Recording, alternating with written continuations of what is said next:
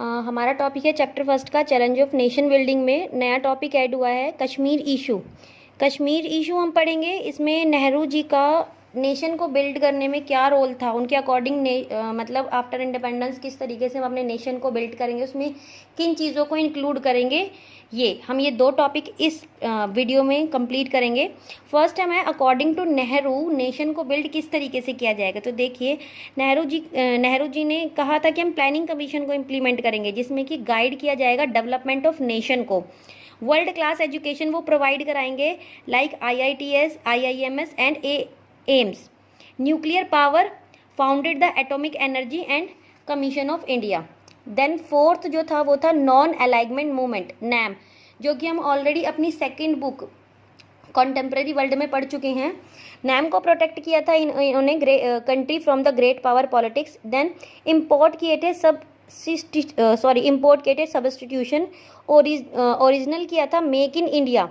उसके बाद state reorganisation act पास किया था, इसी के अंदर इंक्लूड किया था लिंग्विस्टिक आइडेंटिफाई दी जाएगी, रिकॉग्नाइज किया जाएगा। लैंड रिफॉर्म्स के ऊपर वर्क किया जाएगा। अबोलिश किए जाएंगे large holding to protect small, यानी कि जो लार्ज होल्डर्स हैं उससे रिमूव करके छोटे छोटे पार्ट्स में लोगों को फार्म्स डिस्ट्रीब्यूट किए जाएंगे। इसके अलावा इन 7 मेन पॉइंट्स के अलावा कुछ और पॉइंट्स थे जो नेहरू जी ने स्टार्ट किए थे नेशन बिल्डिंग में।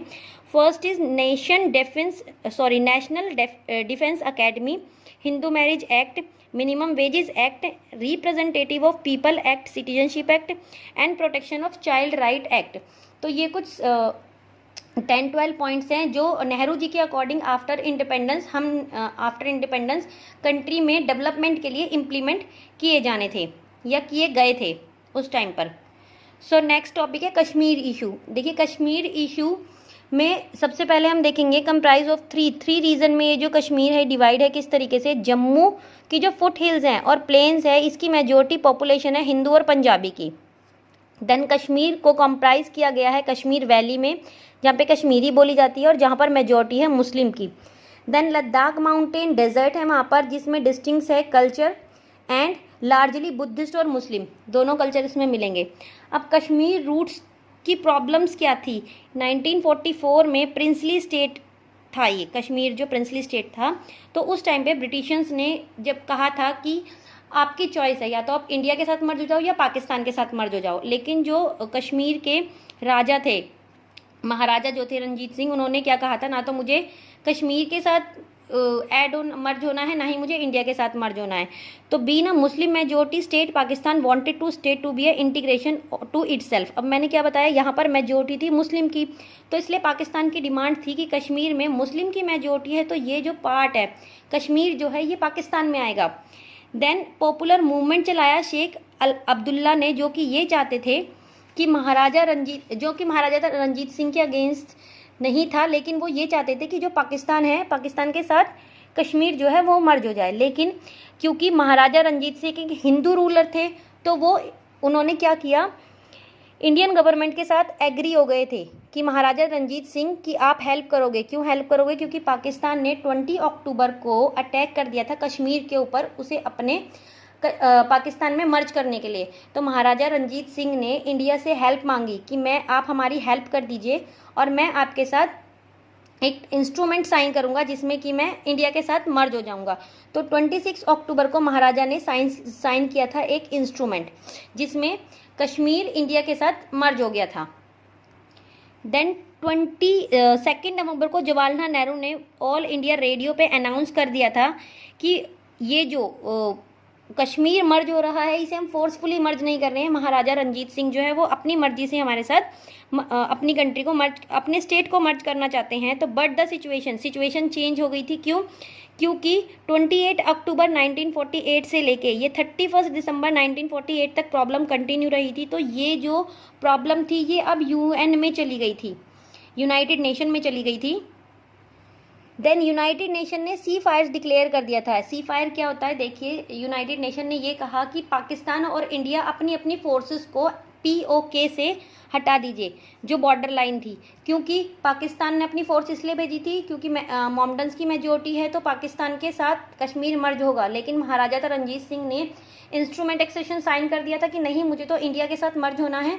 तो इंडिया ने प्रोटेक्शन के लिए अपनी आर्मी फोर्स भेज दी। यूएन के कहने पर, यूएन ने क्या कहा था, यूएन ने सीज फायर डिक्लेयर कर दिया था, लेकिन दोनों कंट्रियों ने अपनी जो आर्मी है वो वहाँ से नहीं रिमूव की। आज के टाइम पे भी हम देख सकते हैं कि इसी चीज़ को लेके बहुत सारे इश्यूज क्रिएट होते रहते हैं। Then since its integration with the union of India, Kashmir has remained one of the burning issue. अब ये जो था कि इंटीग्रेट तो हो गया इंडिया के साथ, लेकिन एक ये बर्निंग इशू था इंडिपेंडेंस के पहले भी और इंडिपेंडेंस के बाद, एट प्रेजेंट आज के टाइम पे भी हम देख सकते हैं। देन आर्टिकल 370 क्या कहता है, अब देखिए क्या हुआ था, जो महाराजा थे, महाराजा ने इंडिया में मर्ज होने के लिए अपने लिए कुछ स्पेशल स्टेटस मांगा था कि मुझे कुछ स्पेशल स्टेटस चाहिए मर्ज होने के लिए। तो आर्टिकल 370 में पास किया गया था। इसमें क्या था कि सेपरेट कॉन्स्टिट्यूशन और कॉन्स्टिट्यूशन असेंबली और फ्लैग बनेगा। न्यू नोमेंट्रो the chief minister, new chief ministers, prime minister, governor, जिन्हें की सदर रियासत कहा जाता है। नॉन इन्फोर्समेंट यूनियन लॉ रहेंगे वहाँ पर उस स्टेट में। तो आर्टिकल 350A में इम्पार्टेड ये स्पेशल सिटीजनशिप्स हमें मिलेगी, ये प्रोहिबिटेट कर दी गई थी। Non Kashmir form buying a proper in the state, जो नॉन कश्मीर लोग हैं वो हमारे स्टेट में प्रॉपर्टी वगैरह नहीं खरीद सकते। इवन अभी तुम लास्ट ईयर देखो 2019 में जो ये रिमूव किया गया था, ये सारा उसी से कनेक्टेड है। Then it was against the special status of the state of Jammu and Kashmir, ये इसके अगेंस्ट थे। तो there was a declaration call of the political circle obligation of article 370 और 350A। तो ये क्या हो गया था, अब ये पॉलिटिकल इशू बन गया था। तो पॉलिटिकल इशू क्या था कि एक निशान होना चाहिए, एक प्रधान होना चाहिए और एक फ्लैग होना चाहिए।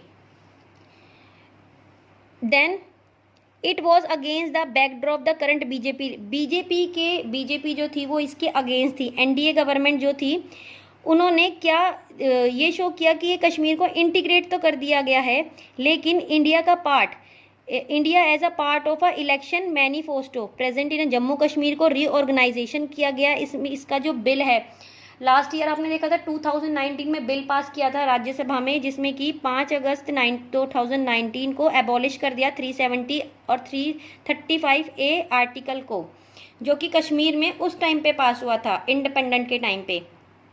देन इसमें क्या चीज़ थी, अच्छा इस बिल के साथ इसमें दो चीज़ कुछ और भी ऐड की गई थी उस टाइम पे राज्यसभा में, और भी पास किया गया था। एक तो प्रेसिडेंट ऑर्डर एंडिंग हो गया था 35A का, और 2 रीसोल्यूशन निकले थे जम्मू कश्मीर रीऑर्गेनाइजेशन बिल के।